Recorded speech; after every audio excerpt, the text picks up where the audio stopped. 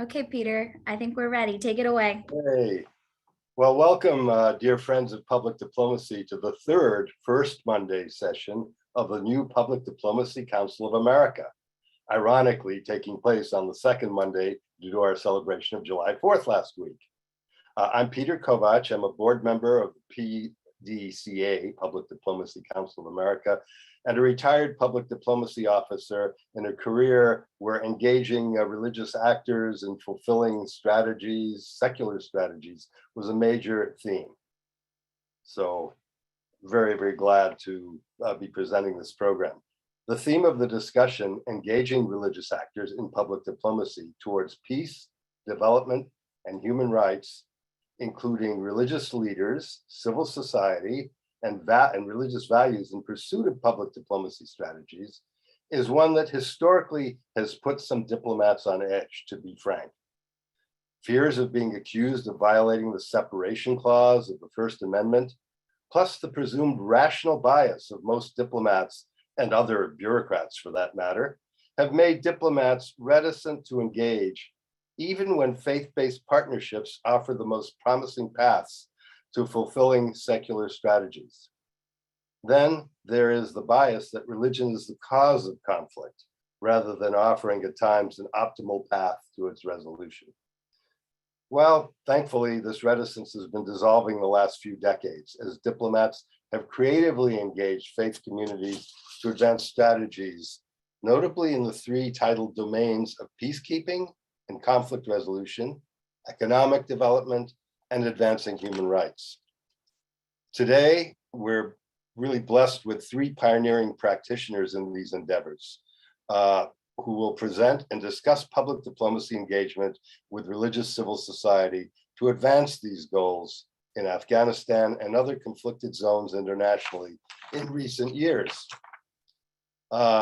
Start off with Dr. Peter Mandaville of George Mason University. He's professor of international affairs and director of the Center for Global Islamic Studies, and noted for his studies of such engagement. As a practitioner, he served as senior advisor in the Religion and Global Affairs Office of the State Department.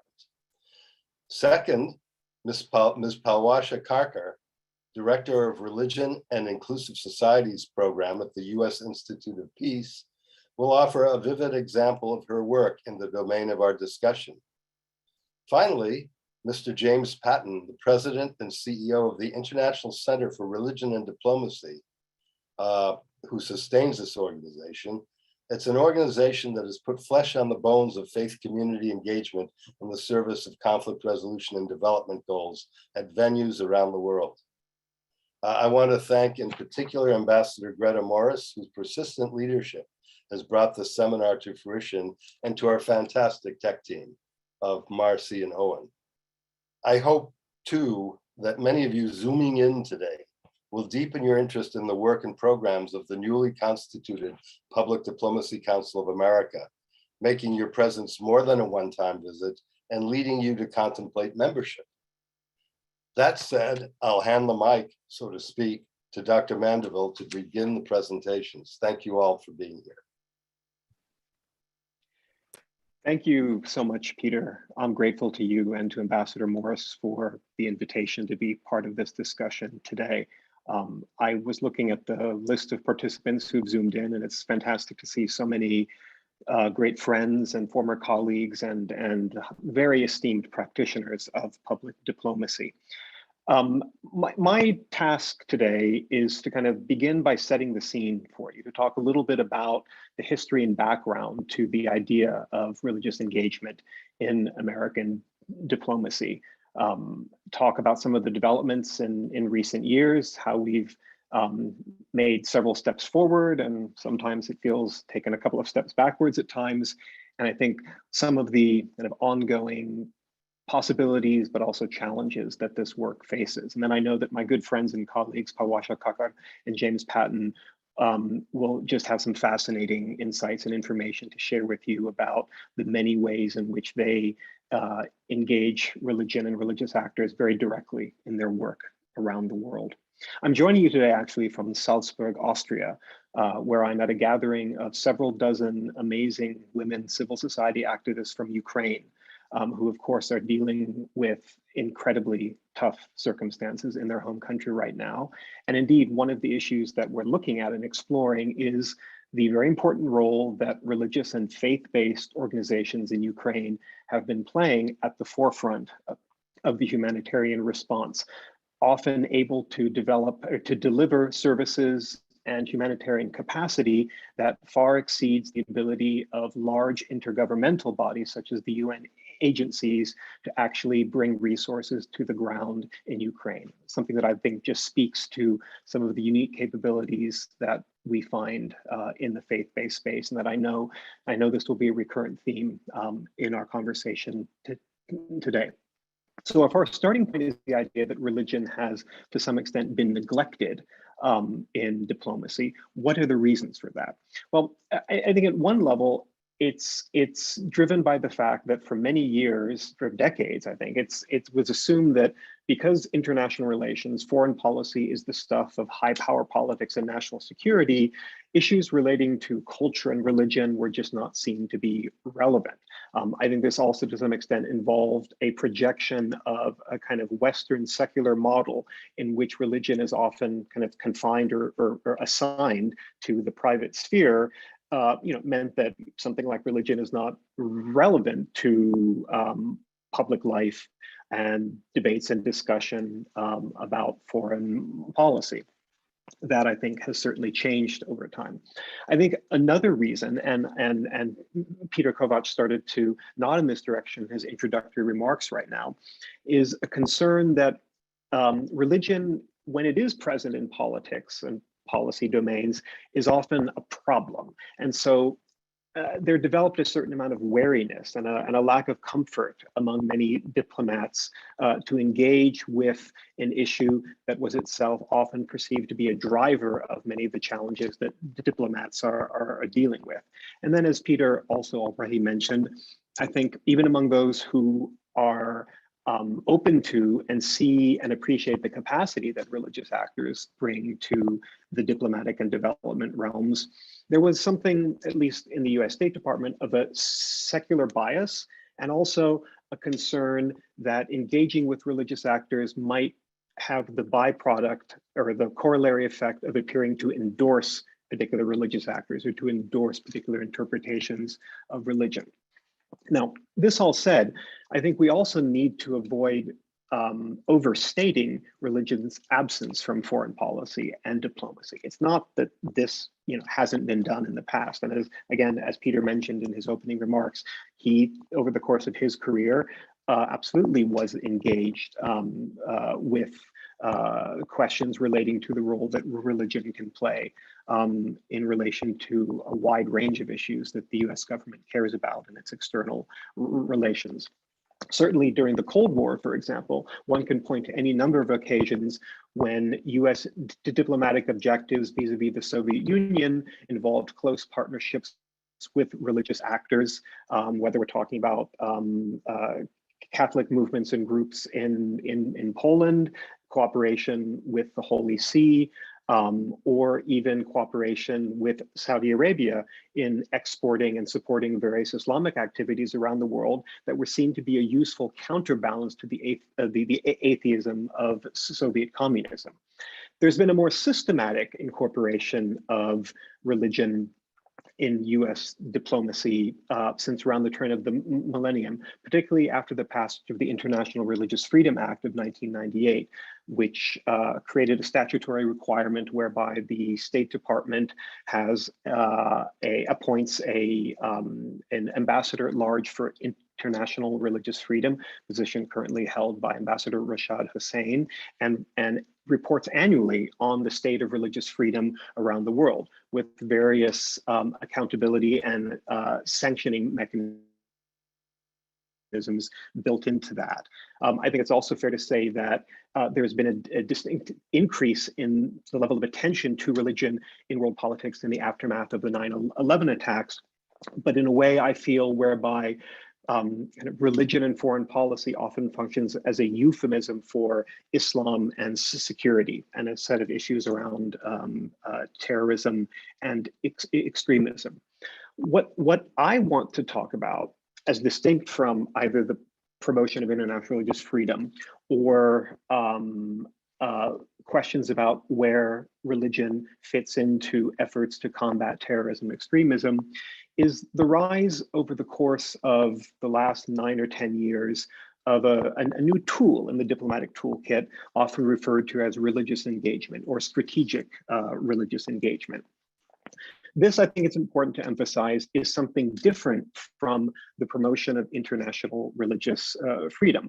The work of the International Religious Freedom Office obviously involves a specific set of values that the United States embraces and is seeking to advance around the world. In that sense, it involves certain normative commitments. The religious engagement approach is one that is not advancing religious freedom. It's certainly not trying necessarily to advance religion per se. It's not endorsing religion. It's not regarding religion as inherently a positive force. Rather, it's about recognizing the importance of religion as a force in societies around the world. And by extension, when we're talking about societies around the world, we're naturally also talking about the publics of those societies. And that's why engagement with religion immediately reveals itself to be a topic that is relevant to those of you who think about and dwell in the world of public diplomacy. As Peter mentioned in his introductory remarks, I had the opportunity in 2015 to 2016 to serve as a member of the team that helped to stand up the Office of Religion and Global Affairs that former Secretary of State John Kerry established in 2013, out of his own conviction that religion had been a neglected dimension of American diplomacy.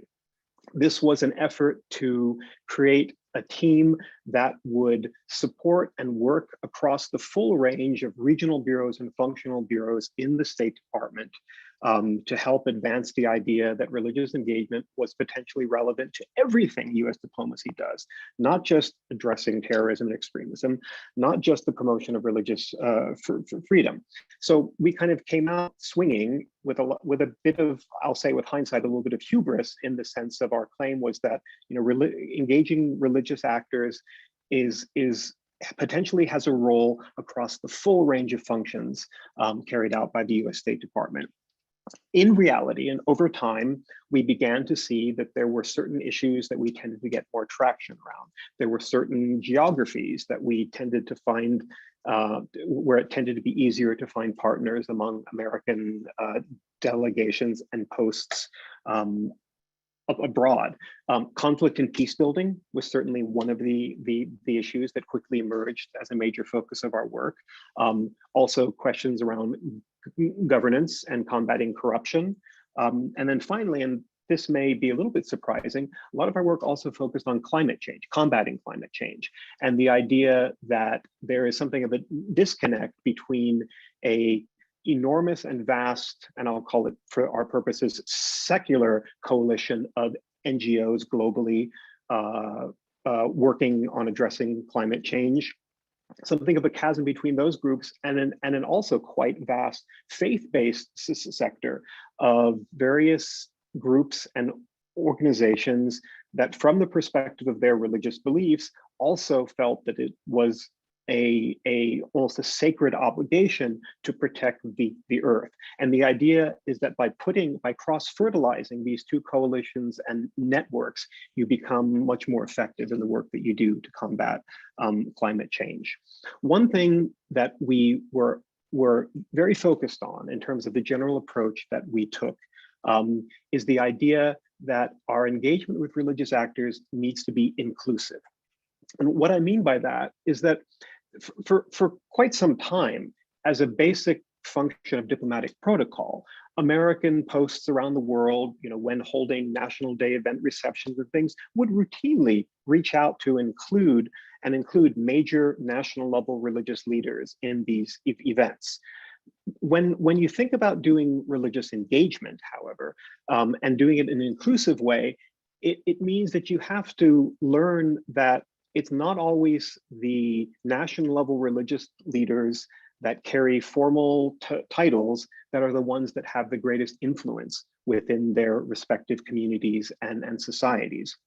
Often the kind of community thought leaders, the influencers, if you will, are local level religious leaders, some of whom are younger, many of whom are women, and many of whom don't carry formal titles within, you know, episcopal or ecclesiastical hierarchies. And understanding and learning that landscape and learning how to navigate it quickly reveal itself to be the crucial ingredient for effective public diplomacy through religious channels. So to wrap up, where are we today? What are the ongoing challenges that we have? Well, if I look back on the work of the Office of Religion and Global Affairs, which still exists in a certain form. It was previously one of the S offices headed by a special representative. The previous US administration decided to slim it down and to move it under the Office of International Religious Freedom. So it's now a unit focused on strategic religious engagement within the Office of International Religious Freedom. Where I'm hopeful, though, is that Ambassador Rashad Hussain, our Ambassador at Large for International Religious Freedom, has signaled that he is interested in making sure that the religious engagement component of his office's work also gets sufficiently resourced and gets the same kind of profile that the work that's involved in advancing international religious freedom does. I still think that our ability to get traction with the religious engagement paradigm is limited and uneven. A lot of the times it's personality driven, that, you know, looking back on my time in the religion office, you know, the often one of the largest correlates of success was whether we were able to find a public diplomacy officer at, you know, Embassy Lilongwe or wherever, who happened to have an interest and an understanding of the relevance of religious engagement for us to work with. And the fact that, you know, the Foreign Service of the United States is structured in ways that, you know, people are in certain positions for limited periods of time and then move on, often gave the sense that every couple of years you're having to start from scratch all over again. And I do think, as Peter referenced right at the very beginning, there is still some work we need to do in helping to create a culture around religious engagement, around the legal implications of religious engagement in American diplomacy that is mindful of the requirements of the Establishment Clause of the First Amendment, while also being enabling of religious engagement and the absolutely amazing and in some ways quite unique capacities for advancing American diplomatic objectives that can come from it. So I think I will leave it at that. And I know that my co-panelists will have a lot of incredibly insightful wisdom to impart with respect to very specific work that they've done with religious actors all around the world. Thank you.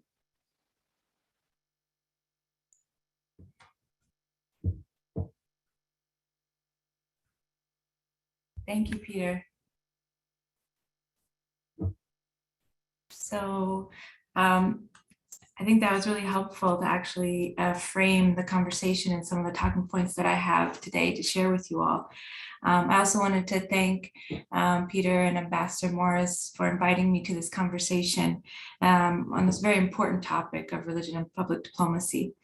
At the U.S. Institute of Peace, religion has been identified as a very important component to peace building. It's, in fact, the religion thematic is one of the oldest thematics at the U.S. Institute of Peace, with the recognition that, as the Pew Research found, 84% of the world's population actually identifies with the religious tradition. So religion is really important.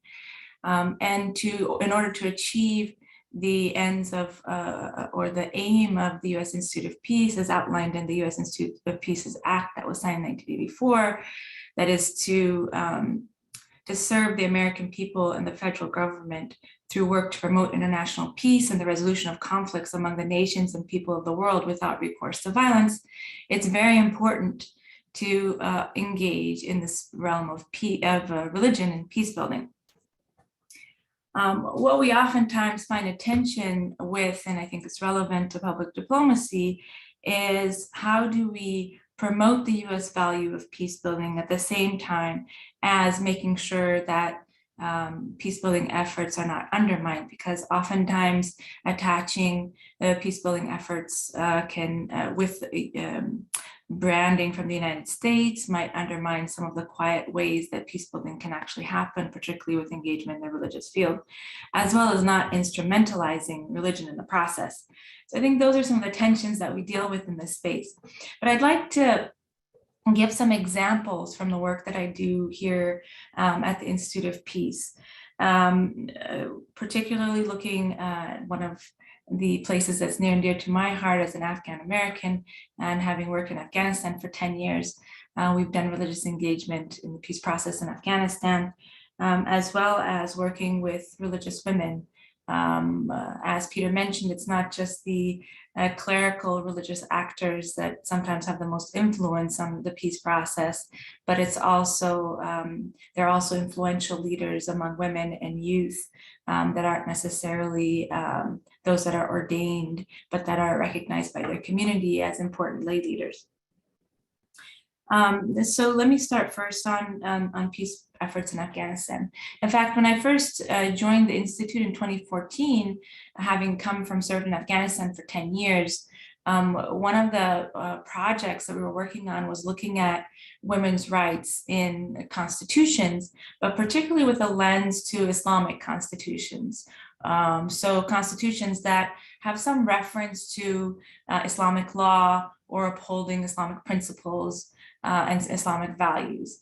And it was raised by a lot of women's rights activists that they were worried with the Arab Spring that a lot of constitutions had been somehow altered by adding this language in reference to Islam, and that would infringe upon women's rights. And so how could they maintain the balance between women's rights and the references to Islamic law? And many of the women coming at this were actually saying, well, we recognize that in our interpretation of Islamic law, women have rights, but we also recognize that there are other interpretations that could curb women's rights. So how do we make sure that this balance is there? And so there were a series of conversations that we hosted that were between women in the Arab Spring countries, such as Egypt and Tunisia, and Libya, as well as those from Afghanistan, to have this conversation about how they've been able to maintain this balance in the constitutions.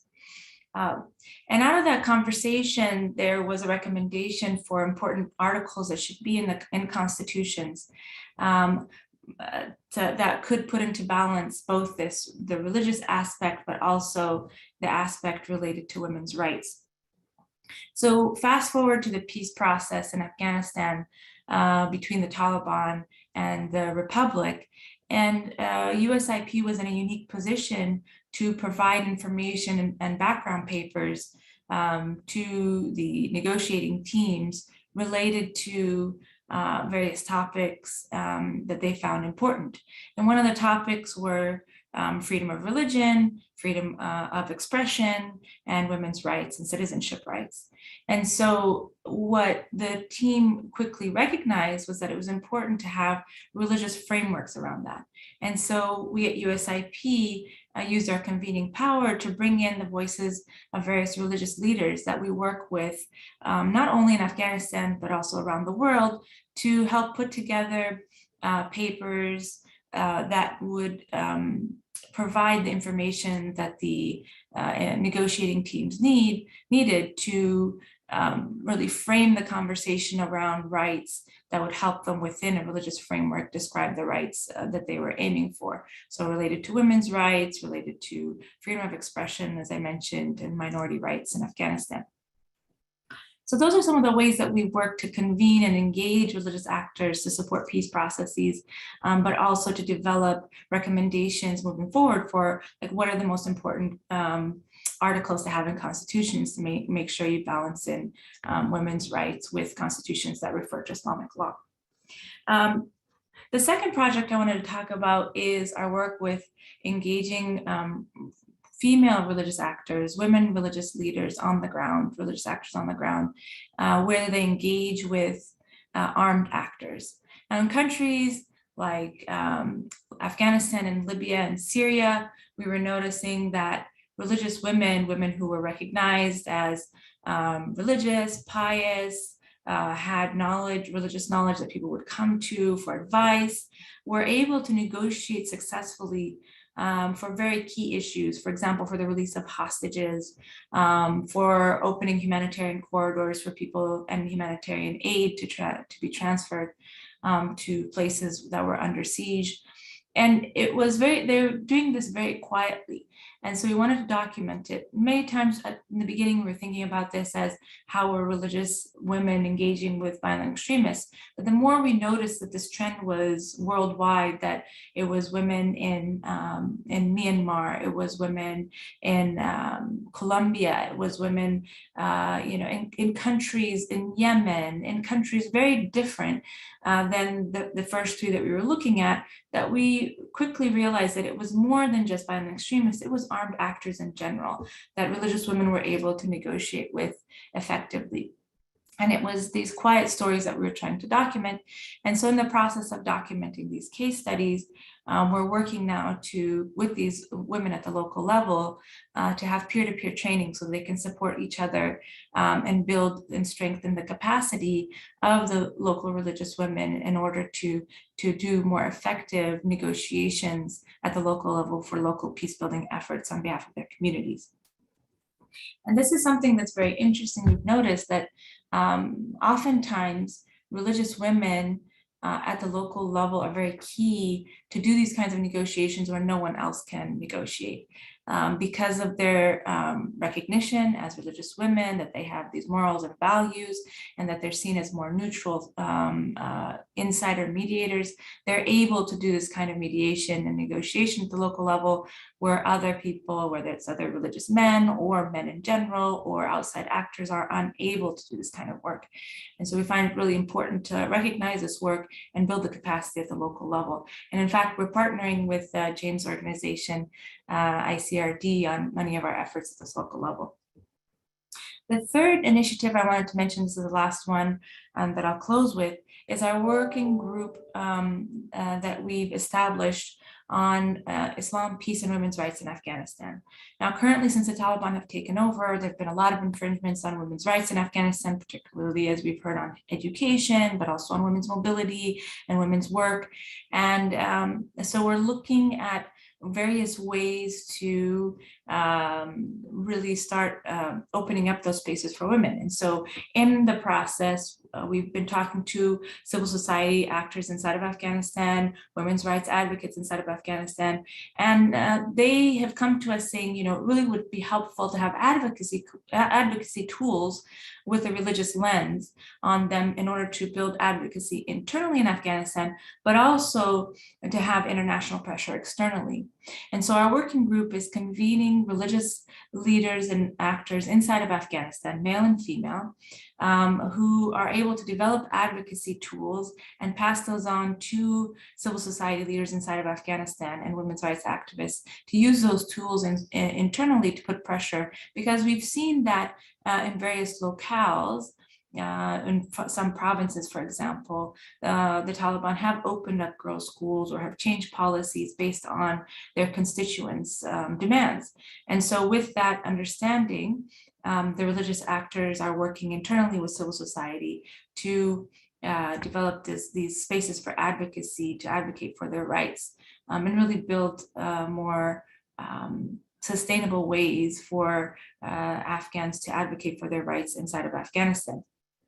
With that, we also recognize that the international community can put pressure. And it's not just the international community as in the United States, where we're working with Rina Amiri, who's the special envoy for women, girls, and human rights in Afghanistan, but it's also the international Muslim community.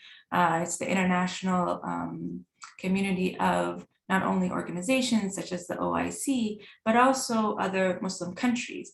And so we're working to coordinate also with other Muslim countries.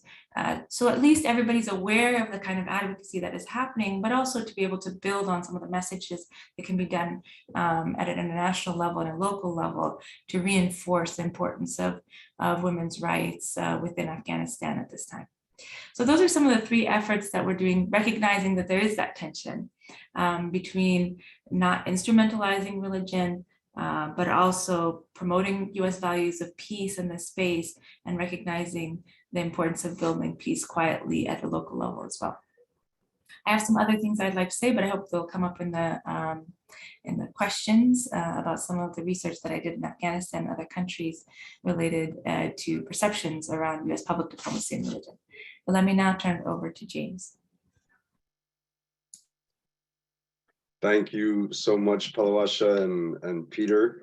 I hope everyone can hear me well. Thank you also, pardon me, to Peter and Ambassador Morris and the other team members in the background who are making sure that all of the technical aspects are working for us today, as well as all of the people who have joined us for this rich discussion, timely discussion. I won't repeat many of the very important points that were made by my colleagues, but I do want to highlight a couple of them. One is what Palwasha mentioned, and Peter and I both cheered her on in the background, was this Pew Research percentage number that we hear oftentimes, that 84% of the global population self-describes as religious.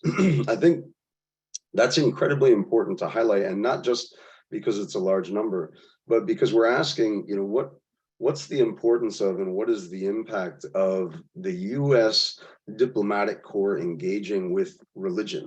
Well, the truth is it's already in the room. I mean, we're talking about nearly 9 in 10 people who specifically identify as finding a significant portion of their worldview, which drives their relationship with others, particularly in spaces of diplomacy or conflict, relationships across identity groups. They find that worldview grounded in the transcendent. And that's very, very powerful in terms of motives with respect to other things that drive people's behavior. So it is there, whether or not we like it, whether or not we understand it, whether or not we want to engage with it. So it's critically important that we do that. Now, there's a couple different ways that happens.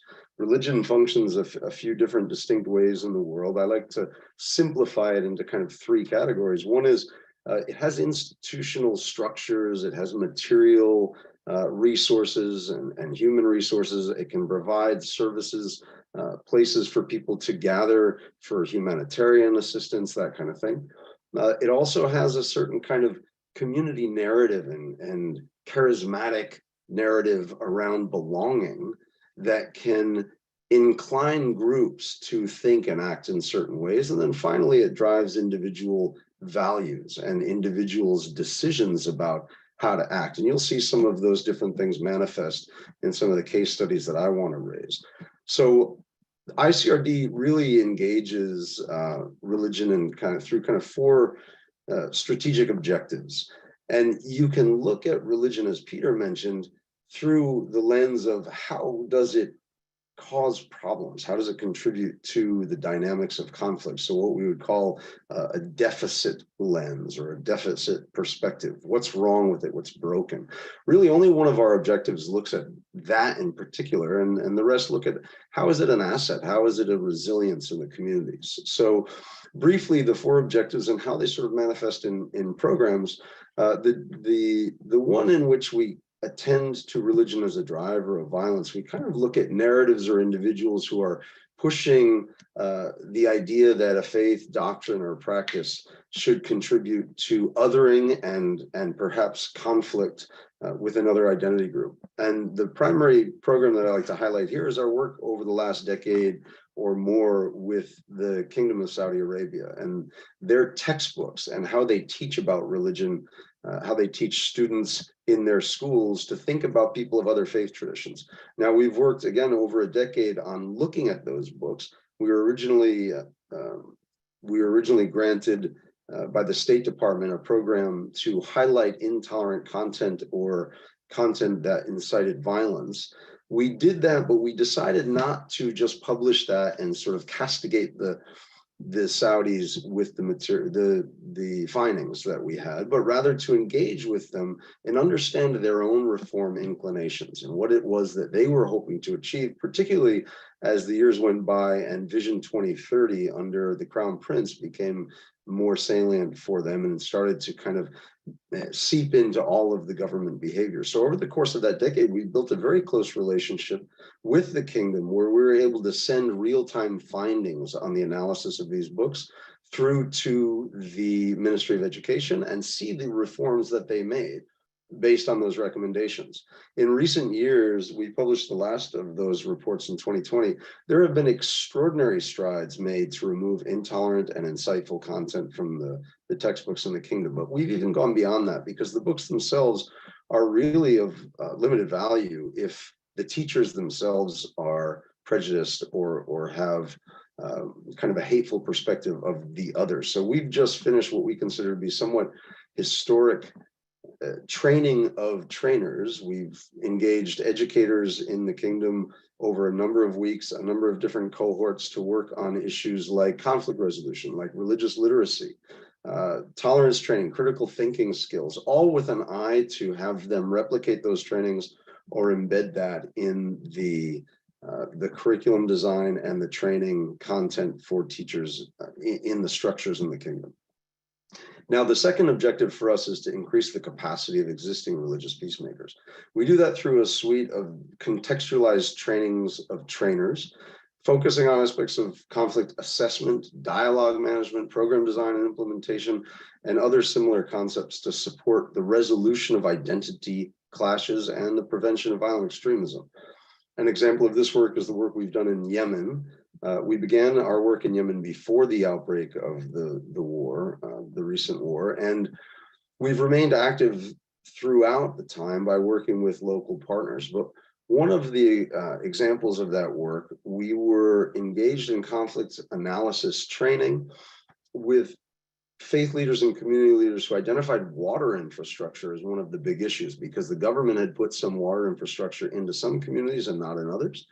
And when the government effectively collapsed and disappeared, these communities then were conflicted about access to potable drinking water and clean sort of sewage removal that didn't exist in the others. And so even though we're not an infrastructure organization per se, we supported this infrastructure project. But the secondary benefit of this was that the community leaders brought in youth who were actively being recruited by groups like Al-Qaeda and ISIS in Yemen. And by engaging them in this project, not just to put in the pipes and the systems, the water systems in the communities, but then also to go to other communities and explain to them how to do it, raise funds to do more projects like that in surrounding communities. The youth expressed that they felt a belonging and a sense of identity that they hadn't had before.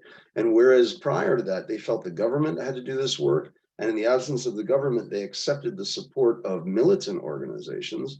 At the end, they said, you know, we reject these groups. We can do this ourselves. One of the participants actually said something along the lines of, after this project, I want to be an important person in my community. I want to be a mediator of conflicts.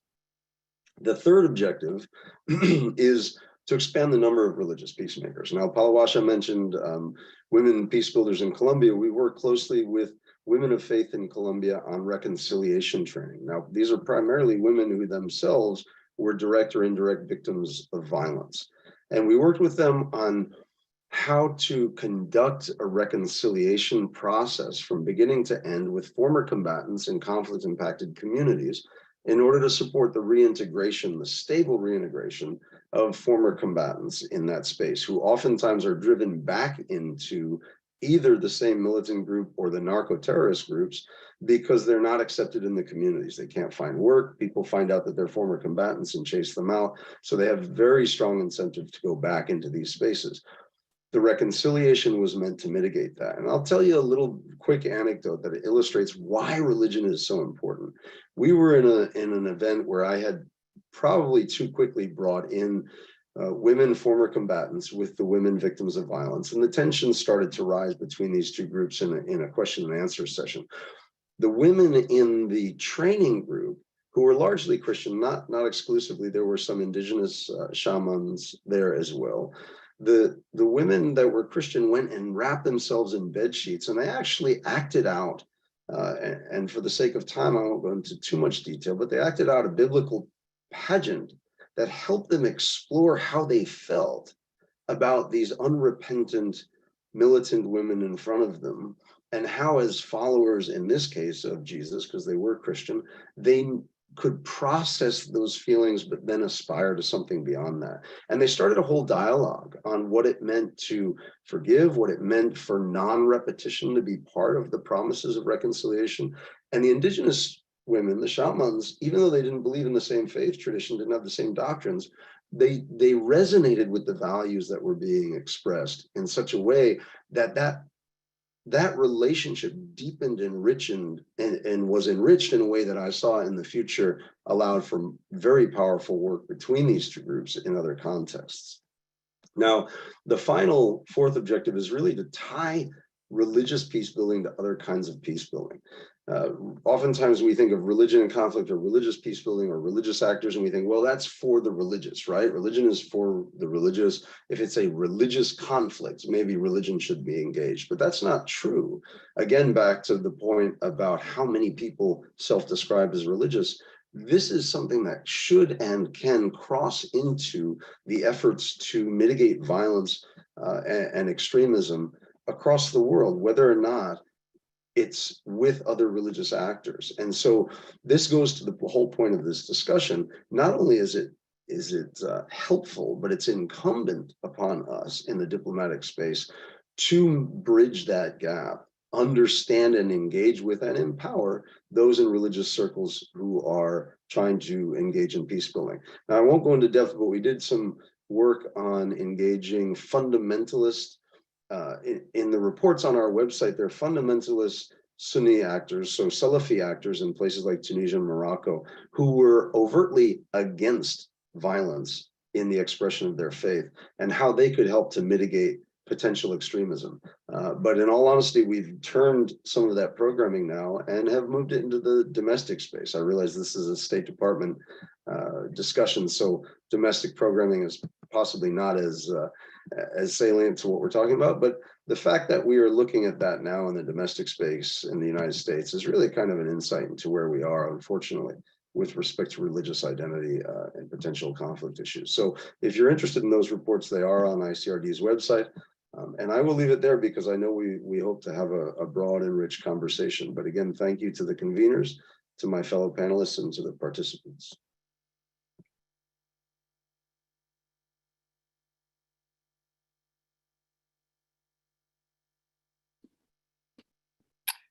Wonderful. Thank you all for speaking there. We will now move into the Q&A portion of the forum. And we'll begin with any questions that our panelists may have for each other. I know, Ambassador Morris, you had a question. If you would like to unmute and ask some of your questions, that might be a great place to start.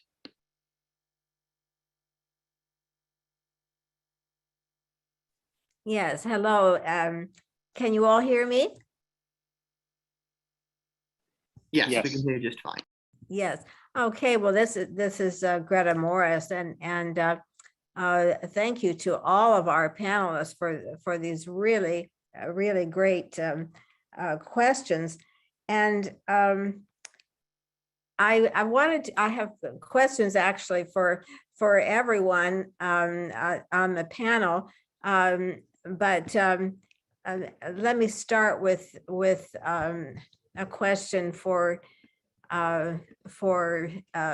Peter Mandaville, and that is, you mentioned that the women that you're working with in Salzburg are trying to respond to some of the humanitarian needs in Ukraine, and I'm just wondering if you believe, and if they believe, that they have a role in trying to solve some of the conflicts that have fueled and are continuing to fuel this this terrible war in Ukraine. And I realize, of course, that Russia was the aggressor here, so it may be difficult for Ukrainian women to play a role there. But I'm just wondering if that has been part of the discussion. Yeah, thank you very much for the question, Ambassador Morris.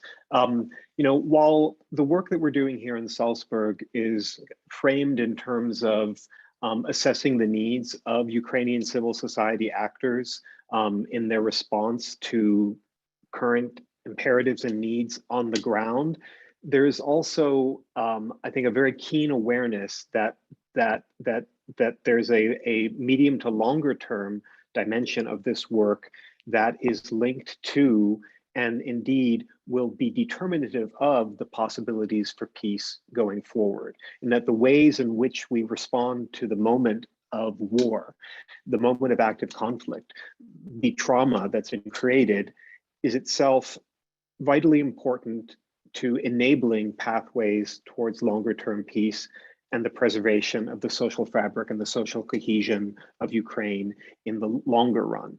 And precisely one of the questions being discussed here is how to think about the relationship between those kind of fulfilling immediate needs around displaced people, refugees, lack of access to basic sanitation, water, electricity, to think about the relationship between that and longer term peace building, and what is the appropriate time and a modality to begin incorporating that peace building dimension more directly into the work.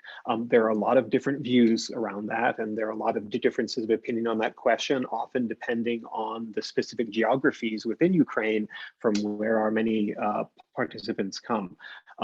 But there is absolutely that focus on peace building here.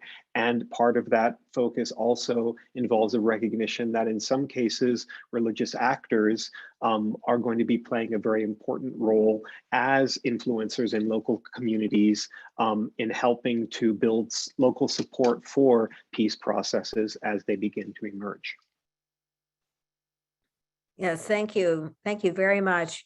I think I won't monopolize any more of the time right now, but I do have questions also for Palwasha and James that maybe I could ask later. That is great. If any of the other panelists have questions they'd like to ask, you guys can do that now. If not, we have a couple questions in the chat that we can get to next.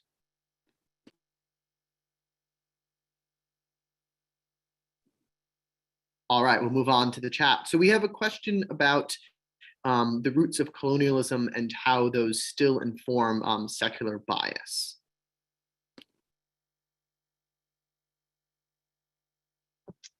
Who would like to tackle such a this question? I'm sure could take us a long time to engage in. So one of the academics should take it.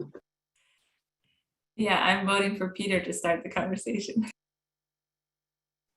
And what Peter is doing right now is Googling in the background to find a short but very readable paper that was published a couple of years ago on this exact question, and sort of the relationship between the ways in which the colonial experience shaped perceptions and understandings of religion, what constitutes good religion and what constitutes bad religion, what sort of place religion is supposed to and not supposed to occupy in societies. It was written by a wonderful colleague at the University of Groningen in the Netherlands, and I'm going to find it. I'm going to paste a link to the paper in the chat box so that you'll be able to read it. And thank you for the question. I will add one little note to that question, if I might, which is, for me, one of the great conflicts within religion that we're not discussing as much as I think we should, is the intra-faith dynamic between those who see the divine as compelling them to identify, exclude, and persecute those who are not within the in-group, in other words, not within divine favor, and those oftentimes in the same house of worship who see the divine as compelling them to see, as the Quakers would say, the light of the divine in the other, to find and elevate what is sacred in other human communities or in the environment around us, and protect and care for and heal that. That is a clash that I think we're seeing more and more dramatically elevated within faith traditions themselves. And the reason I tie that back to the colonialism question is I think a lot of colonial powers were exceptionally good at encouraging groups to define themselves, define their righteous qualities in contrast with those who were not of their group. So in other words, pit identity groups against one another, one with power over the other. And when the colonial groups then withdrew, we've left a legacy of those groups vying for and struggling for power really through a win-lose model rather than this kind of collective sense of mutuality and care. On a similar note here, we have another question from the chat about how to build and are there built for regional programs to understand the role of religion in public affairs, based in regions like South America, the Middle East, the Sahel, and West Africa from the ICRD or the USIP. So what do those regional programs look like?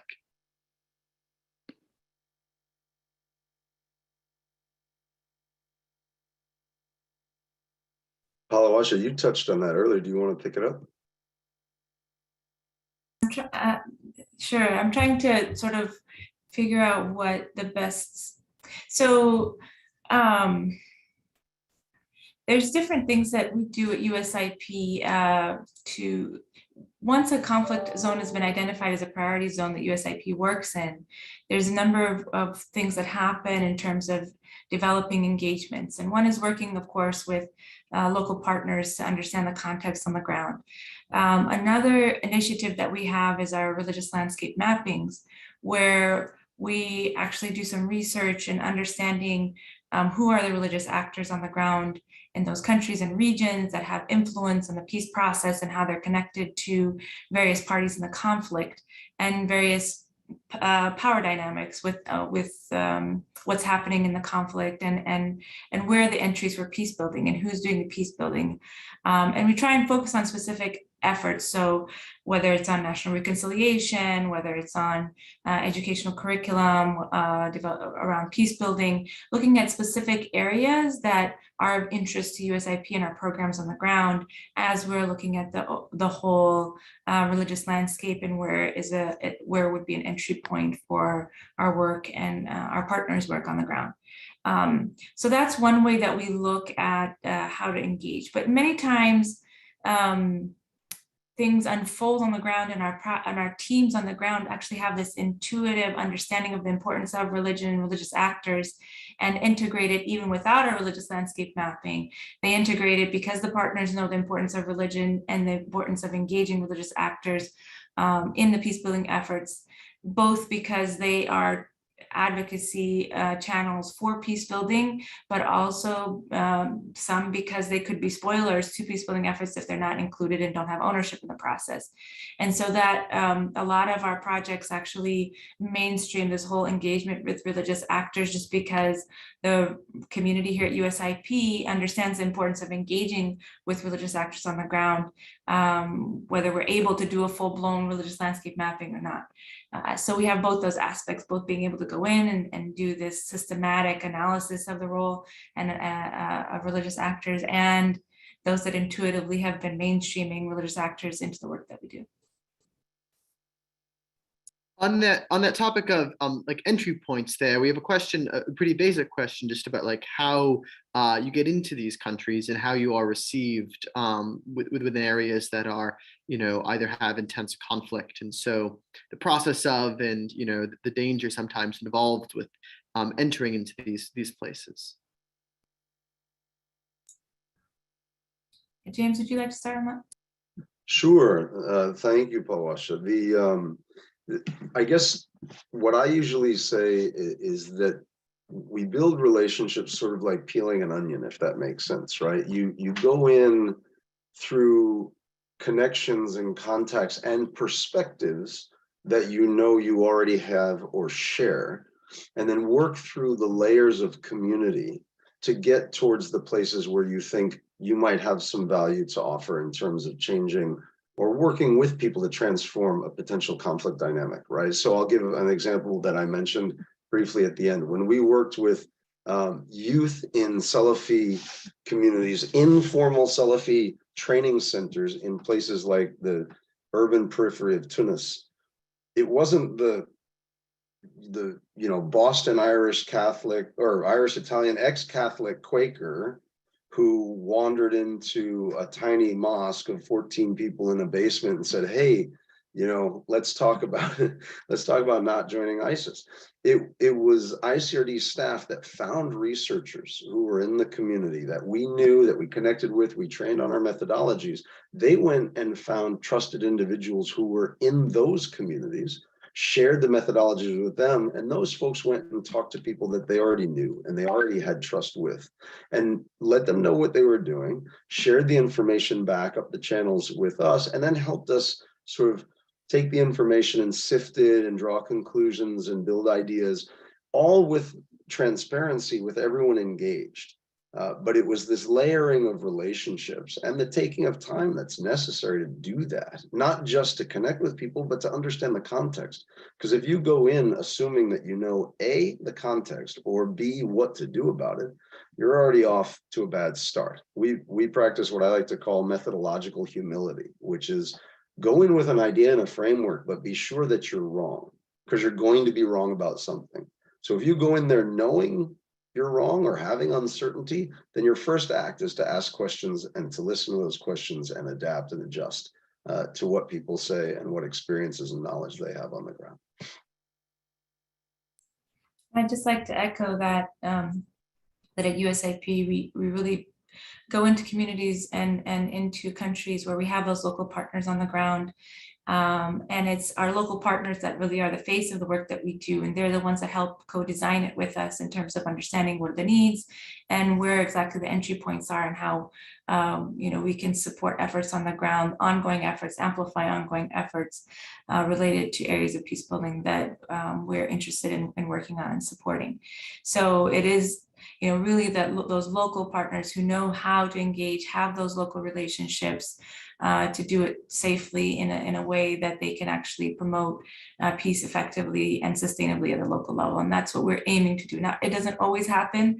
Of course, there are successes and failures that we try and learn from and have lessons to understand where we haven't been able to do effectively and work with our local partners, but it is that working through those that we know. And the other thing that at USIP we do is it's not just about the bottom-up approach of working with the local peace builders, but it's also about the top-down approach of working with governments and those that are at the top or that top level or track one in terms of peace dialogues. So looking at how we can engage also at that level with local partners and experts and working to amplify voices at that level as well as at the local level.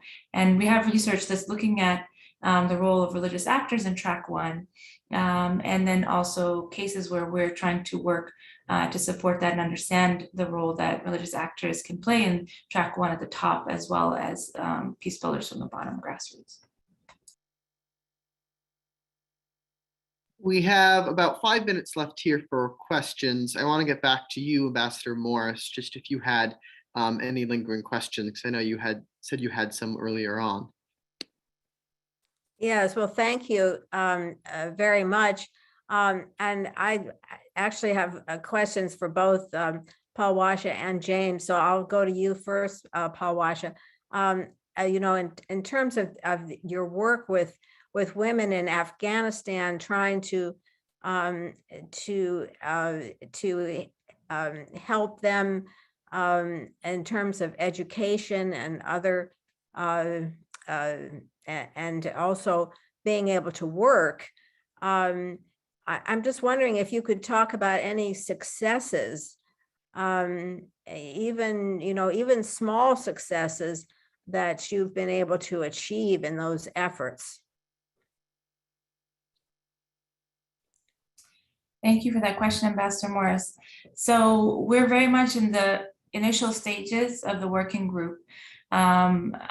So we're in the process of actually working with the religious actors to develop the advocacy tools in conjunction with the civil society women's rights activists. But I guess in this circumstance, I could say that because of the way the Taliban have taken over and have used religion so strongly in their reasoning for why women have to stay at home, there were a lot of barriers that we had to overcome in order to even just get the dialogue going between civil society, women's rights activists, and the religious leaders, because there was no trust. Even though the religious leaders were not pro-Taliban, and the scholars, men and women, were coming at it from very much a faith for rights perspective, that they advocated for women's rights in the space. There still was this trust deficit that we had to overcome in order to get them to work together. And so that was one of the small successes I can point to initially right now with the working group that we're working in terms of them working together on this.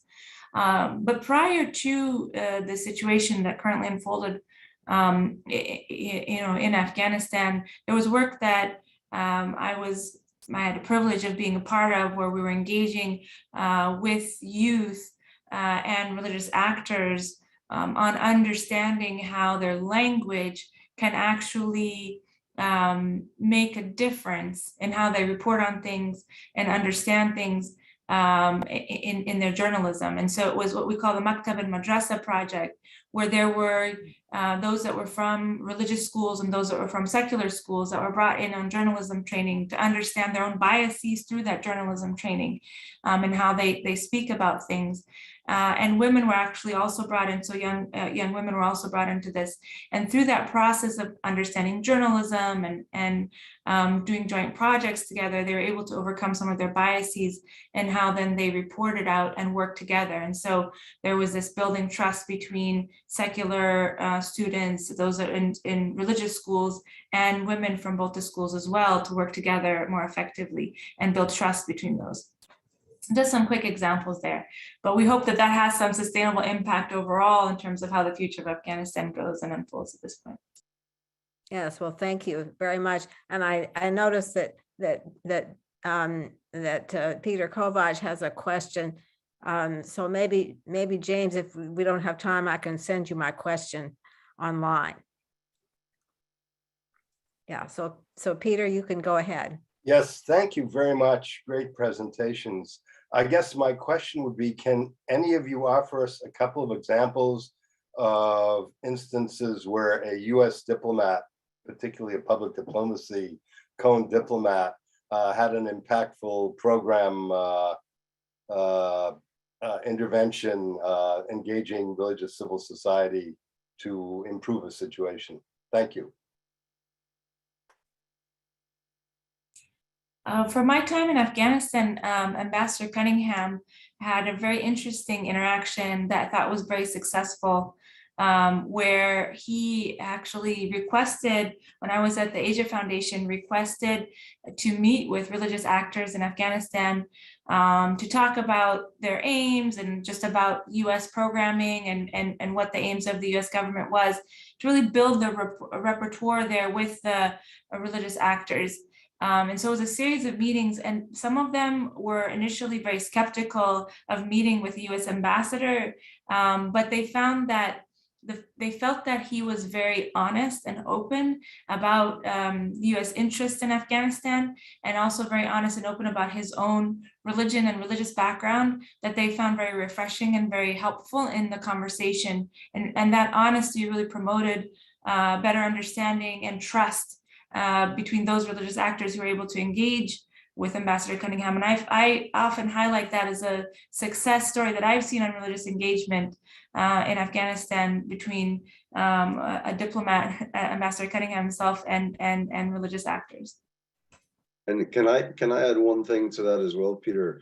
I mean, you asked the question about whether or not there's been successful engagement by US diplomats and the religious sector. I'm sure there are infinite numbers of examples. I think what Peter was driving at, and what I would second, is there's a difference between sort of the individual motive and perception of the need for that, and the skill to do it, and an institutionalized understanding or process that allows all diplomats to do that. And so oftentimes, as you know, diplomats rotate fairly frequently. And so someone will come in that understands it and others will come in that reject it. But one of the examples I'd like to put forward, when I was actually at the State Department, the special envoy for Sudan's office at the time in South Sudan, during the referendum, they used the churches as a place to hold the referendum votes because they knew, number one, people knew how to get there. And number two, they were fairly safe places relative to other places. The sacredness of that site lowered the risk of violence. And so this was really, interestingly, kind of that first point I touched on, how does religion work? This wasn't about religious narrative or doctrine or belonging or perception or value. It was the infrastructure, right? And so you can see so many different ways in which religion can be an asset. And in this case, it was simply, it was a common place to gather, and it was a relatively safe place. I could say the same about, gang members in Latin America who one of the few off-ramps out of a gang that will not engender vengeance violence is to go into a religious community and embrace faith. And oftentimes gangs will allow for those people to leave what otherwise would be an intolerant reaction to people trying to get out. So there are lots of ways, and I did that in Colombia with the help of the embassy there. So there are lots of ways in which diplomats have thought through this in effective ways for the impact that they're trying to have. Wonderful. So- Yeah, go ahead, Peter. I was just going to add one brief example of some outreach that was carried out exclusively by public diplomacy officers at U.S. Embassy London at the height of the whole preventing and countering violent extremism push, where many PD officers around the world were rapidly reprogramming and reframing the work that they were doing to make it countering violent extremism. And a lot of these involve things like, after school sports programs and kind of what I called the CVE of distraction. And what Embassy London said was, we're not going to run CVE programs. We're going to go into these communities and have honest, frank conversations with people about their perceptions of the United States and the concerns they have about us. And the basic ethos of that was that, everything is fair game, and so they would go into the suburbs of northern cities in England. They'd visit mosques in places like Bradford and Leeds and just say, look, I'm here, I'm giving you my entire afternoon, 4-5 hours, however long you want to talk, let's just get into it. Anything you want to ask about. And the conversation started slowly, but as people, as a local community members saw the willingness to engage and to engage frankly, they were very receptive to it. And to this day, colleagues at Embassy London, still, I think, point to that as some of the most successful local community engagement that they've done. And so it is sometimes just about doing the kind of diplomatic equivalent of being a beat cop, if I can put it that way, but being present and reaching out and making sure that you're inclusive in the audiences that you engage with. Wonderful. We'll now turn it over to Ambassador Morris to close us out. Okay, well, thank you. Thank you all so much for a really wonderful program. As I said before, my name is Greta Morris, and I was a U.S. Diplomat, public diplomacy, for a very full and marvelous career. And now I am a member of the Public Diplomacy Council of America, a member of the board, and the co-chair of the program committee. So it's been really a pleasure to work with all of you on this program today. I want to give special thanks to our panelists, Dr.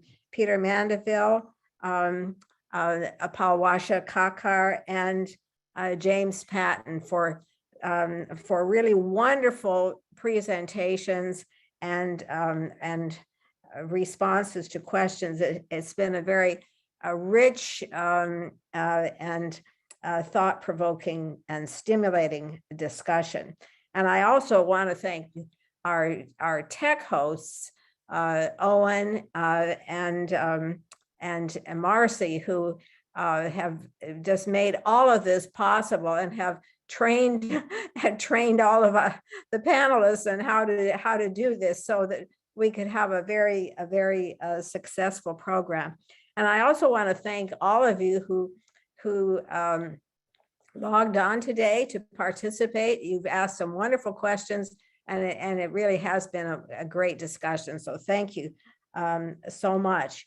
I want to say a few words about our future programs. We will not have a program in August. That will be a free month. But we will have a program in September. Again, it will be on September 12th, the second Monday in September, because the first Monday is Labor Day. But it will feature Todd Leventhal, who is one of the State Department's and frankly the US government's leading experts on the whole subject of disinformation, misinformation, and countering both misinformation and disinformation. So that will be a very interesting discussion, and of course he'll focus particularly on the role of public diplomacy in that space.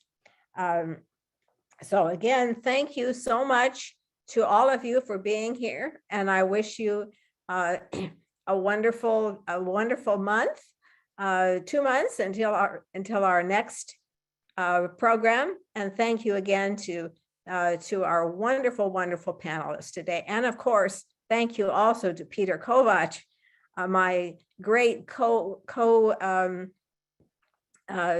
director for this program, collaborator. I'm so glad that we had this opportunity to work together. Thank you all again. Thanks, everyone.